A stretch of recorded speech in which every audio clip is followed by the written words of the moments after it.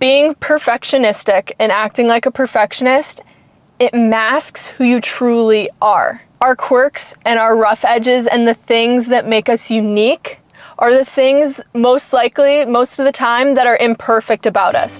So if you're trying to be perfect all the time, you're masking what makes you you. What's up, pals, and welcome back to another episode of The Passion Project, the podcast for multi-passionate creatives and those who want to live a more fulfilling life, where every week you'll hear inspiring stories from passionate people and tangible advice to help you build the confidence you need to step out of your comfort zone and into your passions. Podcast beans. Today I'm calling you guys out. I am calling out all perfectionists, myself included. Number one, because I want to share a story. And number two, because I want to share how I think that it's one of the biggest problems or things to overcome as a person. I think that perfectionism, while in a lot of, circumstances, it's seen, people talk about it as being a good thing, as a positive trait, as a good quality.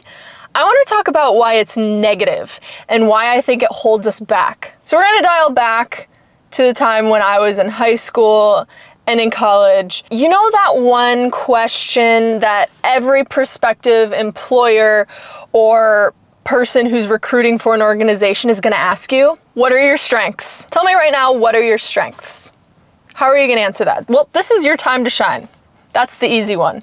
You get to rattle off your qualifications. You get to tell them why you're so great, why you're so qualified. You can talk about your passions. You can talk about your skill, your years of experience, everything that makes you great. But it's the question that follows this one. You guys probably know where I'm going with this. What are your weaknesses? Tell me a little bit about your weaknesses. Talk about some of your weaknesses. This is the question that I want to talk about today. When an employer would bring that up, I remember thinking, is this a trap? Why do they want to know what's bad about me? Of course I'm not going to tell them that. I don't even know what's bad about me because I'm a perfectionist. How could I let them know that, oh my God, I'm actually human? Oh no, I'm a human and I have flaws like literally everyone else. But then I had an idea. I thought, you know what? I'm going to tell them I'm a perfectionist. That's my biggest flaw. I'm a perfectionist. That was my go-to answer when someone would ask me, what's your biggest weakness or what's your flaw? I would say that I am a perfectionist and this pushes me to succeed. So, you kind of flip that. And I remember people talking about that in my college classes and being like, oh, this is like a genius way to phrase it. I thought it was absolutely genius way to answer the question. And not because I thought it was actually a weakness. The reason I thought it was such a genius way to answer the question is because I thought it was a strength. I thought perfectionism was a strength that could be flipped on its back to be used as a weakness. When in reality, in hindsight, and what I've learned is that it is a weakness. This is the perfect answer for a perfectionist because it continues the narrative, or should I say the delusion, that we are perfect, that you are perfect, and that your only flaw you can come up with is saying that you are a perfectionist and you need to be perfect all the time. Yeah, I got one thing right. It was a flaw. And like I said, at the time, I saw it genuinely as a strength that could be milked as a weakness and come off as being qualified for any position. So that was my mindset throughout high school, throughout college, and it wasn't until the past 3 or so years that I started to realize that maybe it's not a strength disguised as a weakness. It's just actually a weakness. Here's why it's not a strength. Number one, it's unrealistic and you're lying to yourself. Every human has weaknesses. Every human makes mistakes. Being a perfectionist, it's not good. It's not healthy for your brain. It's terrible for your mental health. It puts so much pressure on you to think that you have to do everything perfectly or else you're not worthy. And that's not true. You're worthy by being who you are for the right things. It doesn't matter if you make mistakes. It doesn't matter if you do something wrong or go the wrong direction for a second. You're allowed to make mistakes and you're allowed to have flaws. And feeling like you're a perfectionist is going to, subconsciously, it'll make you feel like it's okay to beat yourself up like that. I remember after basketball games, if I missed a shot, or if I missed a free throw, or I messed up a pass, I remember thinking like, we lost the game because of me, and I would take the blame. I would put that on myself, and I thought that was good, because I was like, yeah, it's just gonna make me improve. And yeah, it made me work hard, but was that good for my mental health? Was that good for my mentality? No, that's a burden that I shouldn't have been bearing and putting on myself after every game, but I did, because I thought that I could have that control by beating myself up in that way. But that's just that, you're beating yourself up. It's not good. If you tell yourself you're a perfectionist, you almost have this excuse to beat yourself up. So, that's one of the biggest ways I think that it's not a strength. The other thing too is that being perfectionistic and acting like a perfectionist, it masks who you truly are. Our quirks and our rough edges and the things that make us unique are the things most likely, most of the time, that are imperfect about us.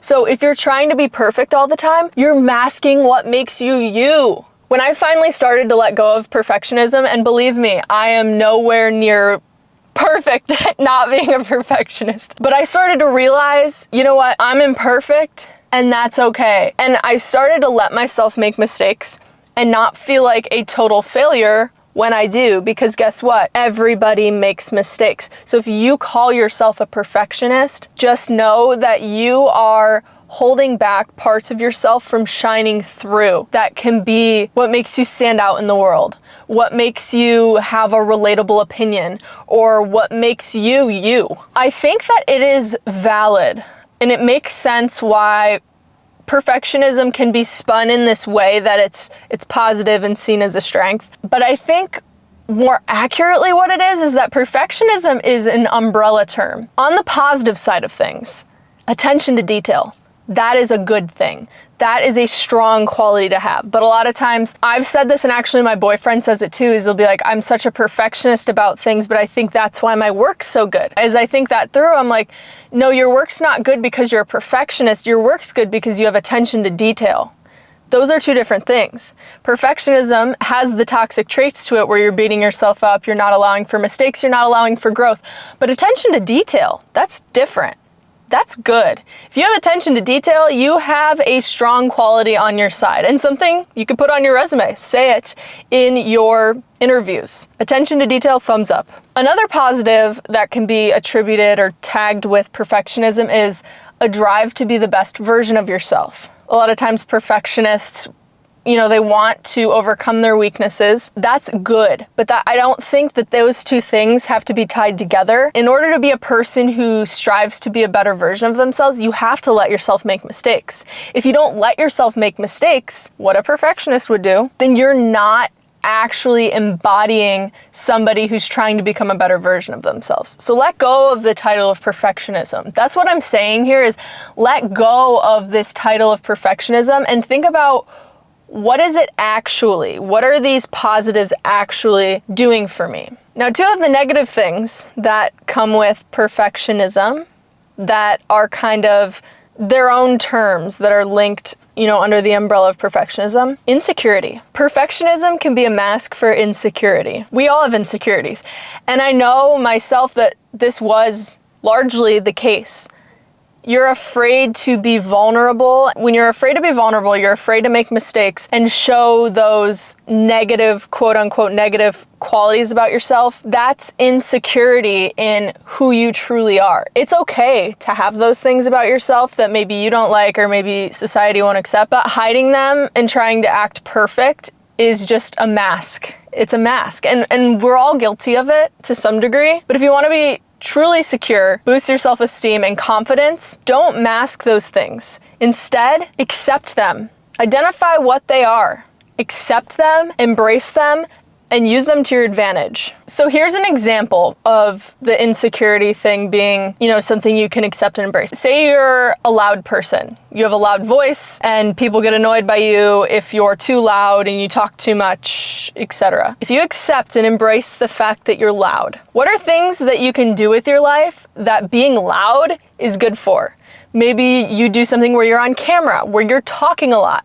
A job where it allows you to use that thing that, could be spun as negative as something to build yourself, but you couldn't have gotten there if you didn't accept that thing and embrace that part of you. Everybody's going to determine on their own terms whether something's negative or positive. That's all subjective. So what I'm saying here is if there's something you're insecure about, instead of hiding from it, embrace it and change how you think about it in your mind. Change your relationship with that trait or that quality about yourself and make it positive. Another negative aspect of perfectionism is if you judge yourself really, really hard, it's quite possible that you also, whether you realize it or not, judge other people in the same way. So if you feel this, accept it and start being less judgmental to yourself, and it will in turn cause you to be less judgmental of other people. Action steps, my beautiful podcast beans. It is time for the action steps. Number 1, invite yourself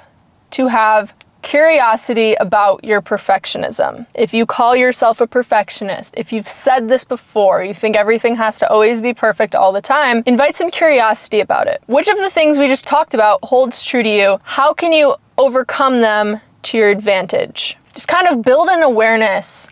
Ask questions. When you start feeling like something needs to be perfect and you're not, it's holding you back, you're not starting a project because you feel like it has to be perfect.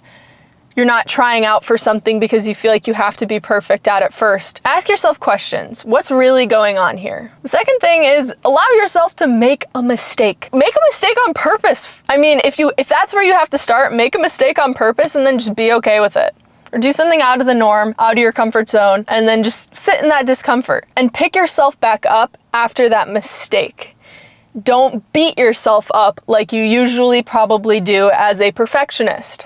And the last thing is, learn your flaws, accept them, and see how you can use them to your advantage. How do they make you unique, and how do they make you the purest version of you? And don't forget, everybody has flaws. You're not alone. You're just human. So if you or somebody you know is a perfectionist, you might be entitled to financial compensation. Just kidding. But what you should do is share this episode with them. Send this episode to somebody who is a perfectionist that you think it could help. And let me know what episodes you want to hear. There's a form in the show notes where you can request an episode. You can also let me know what guests you want to have on. We're going to be doing 1 guest episode, 1 solo episode per month. If you're enjoying the podcast, give it a review, like and subscribe if you're on YouTube, and I will see you guys in the next episode. Peace out, podcast beans.